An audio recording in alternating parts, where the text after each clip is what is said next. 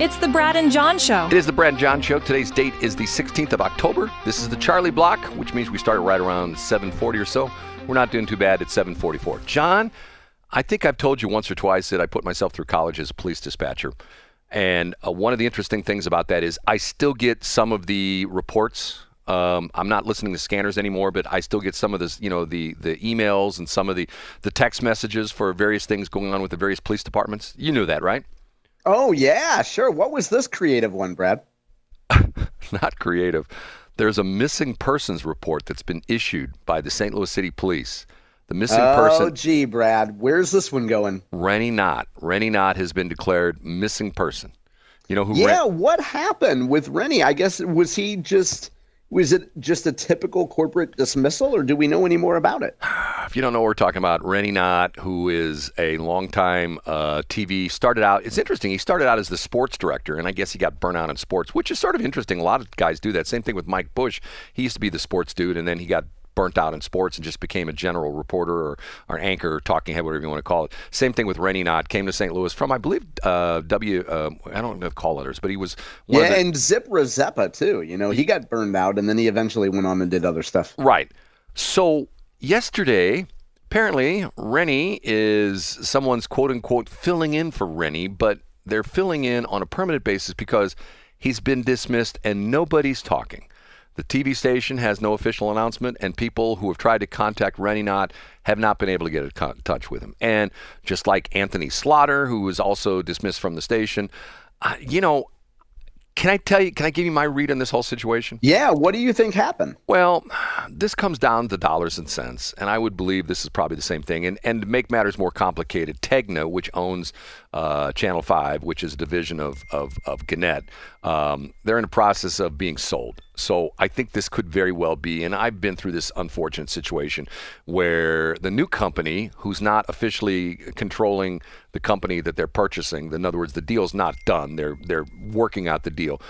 One day, the CEO of the company that's buying the company has lunch with the CEO of the company that currently owns the broadcast facility, and they're talking about baseball and they're talking about football. And then, just as a passing comment, the CEO for the acquiring company says, by the way, we need you to cut down on payroll because we don't want to bring those people over. We don't want to have the problem of having to, get rid of them, riff them, whatever you want to call it, and when we take over. So we need you to start getting rid of some of those high-paid salaries. Get what I'm saying, John? Yeah, I get what you're saying, for sure. So you think that's what happened? You think Rene's making a lot of money, and it's just time for him to go? The problem with media is, especially if you want to call it the old school media or traditional media or whatever, is that the money they make is based upon the audience size. And in radio, one of the parameters is what they call a gross rating point. And each gross rating point is worth X. And in other media, it's cost per thousand. Well, when you have reduced listenership in radio, reduced viewership in television, the numbers keep going down. So the amount of money that people are wanting to pay to advertise on your TV station or your radio station decreases. And let's be honest that the problem that local TV has had, not nearly as bad as radio, because radio is still strong. Remember, have I ever told you this? John, Nielsen says 92% of the adult population still listens to radio at least once a week. No way. Are you serious? With local TV, that number, I think, is somewhere in the 60s, where it used to be like 99.9%. But now it's way down because people have all the different choices. That's the problem. And you got these old, I don't want to say old, but people have been around for a while who got hired back when TV was still king. Remember, had the deal where Art Holliday just retired. He worked at Channel 5 for 42 years. And the point you're getting to is that their salary was commensurate with their ratings a long time ago, but that hasn't been adjusted. So they're still making a lot of money, even though ad revenue has declined. Well, some of the stations have actually gone over the last 5, 6, 7, 8, 10 years, gone to some of the talent and say, look, we know you got a contract, but here's the problem. The problem is we're not making as much money as we used to make it. And you got two choices. You can either take a reduction in pay, or you can let the door hit you on the butt on the way out. Which would you like? And most people go like, well, I guess I'll take a reduction in pay. And I have a feeling they probably gave him the golden handshake. Remember, it wasn't too long ago that a bunch of people at Channel 5, remember, who was the lady who was the meteorologist? She retired, and she wasn't even that old. I think it was like 52 or 53. Was it Cindy Pressler? Yes.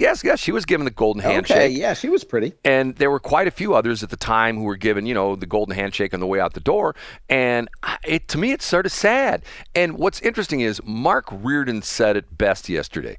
It used to be that in the TV news business, if you ended up on a TV station in St. Louis, you probably had 5 to 10 years minimum of experience in other stations around the country, primarily in smaller markets, maybe in some of the small markets that have TV stations, and for sure in some of the medium markets like a Tulsa or something like that. You work your way up. It's like baseball. Start out in rookie ball, you moved up to A, then AA, AAA, that kind of stuff. Then if you're really big, you make it to the bigs. You're in the top 10 markets. You're in LA or Chicago or Boston or a place like that.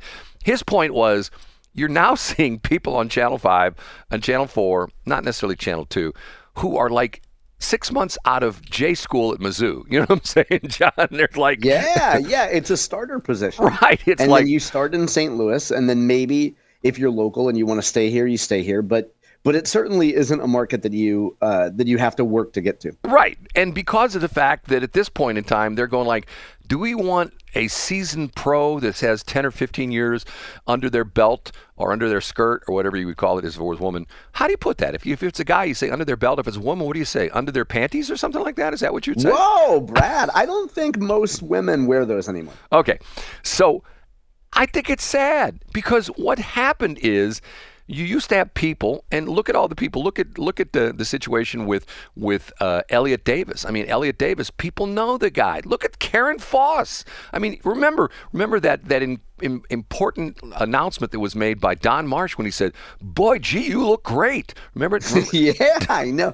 Sexist. Right. He got fired for misogynistic. that. Actually, he quit. He didn't get fired. He essentially said, "I'm out of here." You got to hand it to Don Marsh.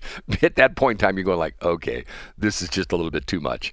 I think it's sad, because... Well, we don't know what happened, Brad. And eventually, don't you think, Rene, depending on how the agreement goes, Rene will at least be able to indicate what happened. He might be, depending upon the separation, it might be a deal where but we'll be able to suss it out. It's not like we'll be completely clueless about what happened. And you might be right about this. We have to, who would know the scoop on that? Who's that? J.C. Corcoran. And, I've got his phone number. Oh, yeah. You could go to soundoffistpunchingface.com, and I bet that's up there.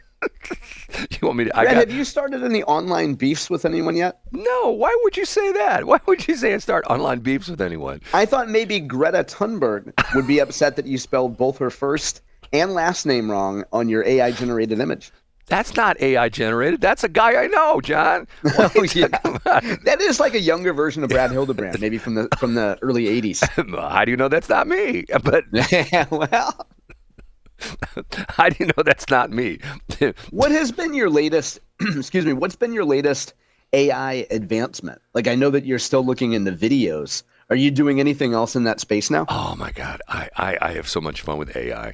And I have to be honest with you, I get better at it every day.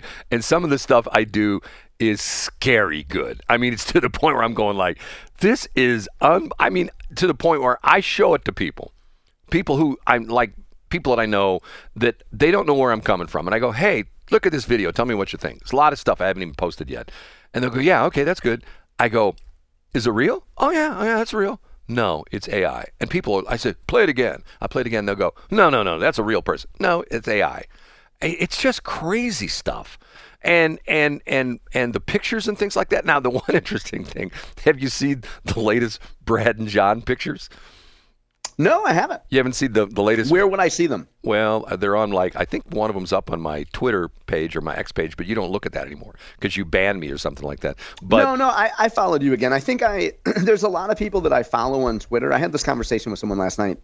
I follow a number of people on Twitter who I mute, like particularly people that, if they post AI generated slop, I'm probably going to mute them. Like, I'm not going to unfollow them, but I'm probably going to, I see the one, I see the cool picture of the Bill Eigel Parkway. Listen to the Brad and John show. Now, it doesn't say if the Brad and John show, you can't tell from this, if it's a podcast, if it's a television show. There's not even anything that uses the incorrect FM 104.5. So I don't know if the Brad and John show is a podcast or a television show or what it is.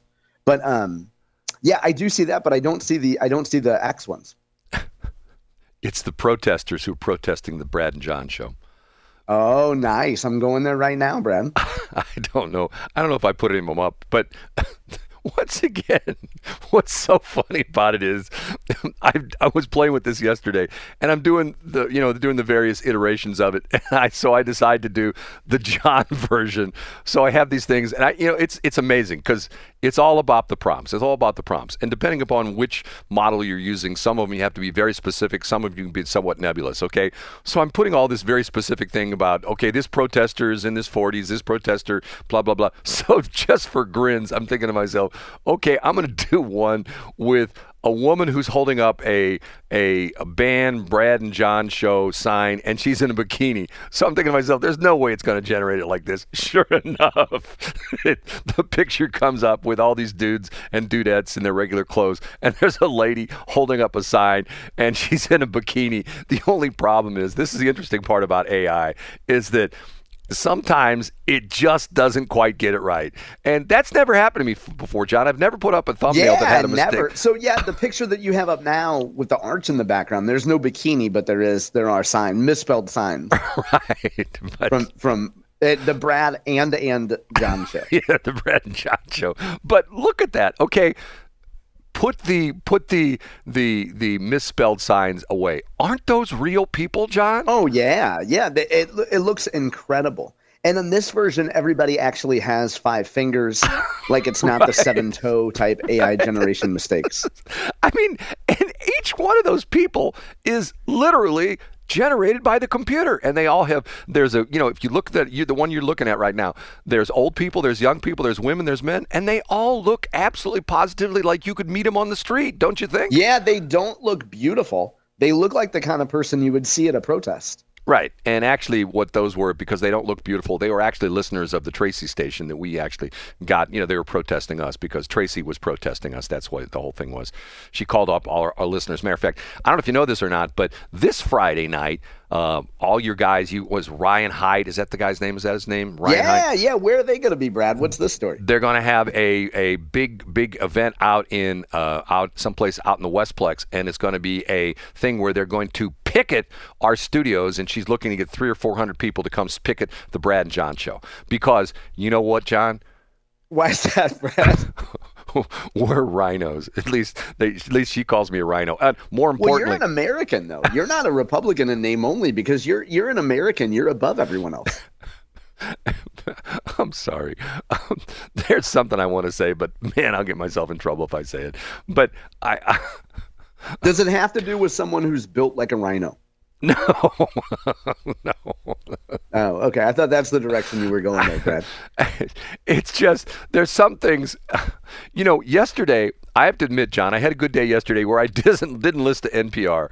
Didn't listen to NPR at all. So how's that for having a good day, right? Wow, yeah. So you're doing a little bit less masochistic, like self-sadism stuff. Like you're not punishing yourself as much. That's growth. I think you'll probably go back to your old habits. Like you'll hear something ridiculous this weekend and you won't be able to change the dial. Okay, one of my AI creations yesterday, remember we had the story yesterday morning about the poor guy who lost the suit in St. Peter's about sunflower guy. Sunflower. If you look at my Facebook page, I went into AI and I just essentially said, make me a picture of a residential street in St. Peter's with all the houses having sunflowers in the front yard. And first one I go, that's a winner, and it goes on my Facebook page. And it's pretty good, Brad. Those sunflowers are about to attack the car that's driving down the road. I know. See, once again, John, I'm not looking for compliments, but is that a good picture or what? It's pretty good. Now, you know what's wrong with this photo? What's that? The sunflowers are facing different directions. Oh, that's right, because they would all be facing the sun. You're right, John. That's correct. Yeah, see, there you go. God, John is the guy. Now, if it was me, because of attention to detail, and I care about these things, I would ask it to regenerate it with the sunflowers actually being correct. Or else we're going to end up with a Brad and Bron John show. Well, I was going to make have it do, hey, AI, generate a picture of the St. Peter's City Hall with sunflowers in the front yard of the St. Peter's City Hall. But I like Len Pagano. He's a nice guy. He's always been very nice to me. Although, I'm telling you, he's no fan of Bill Eigel. So I've decided that I want to stay on the good side of Len Pagano, not the bad side like Bill Eigel. You know what I'm saying? Oh, Brad. Now, I generated some images in St. Charles, but as it turns out, Dan Borgmeyer's cousin called me and said he actually owns those images, and if I could sell it to him for a pretty nice price, they could probably work out a deal. You don't tell me. And I generated some images of the armory with computers coming out the roof of the armory, and pollution and water going into the armory, and the electric meter spinning around and around and around so fast the meter falls apart. That's the image I put together. Okay, John, you know what? It's time for us to leave, and we're going to leave on time for a change. How's that? Fantastic. I'll talk to you tomorrow, Brad.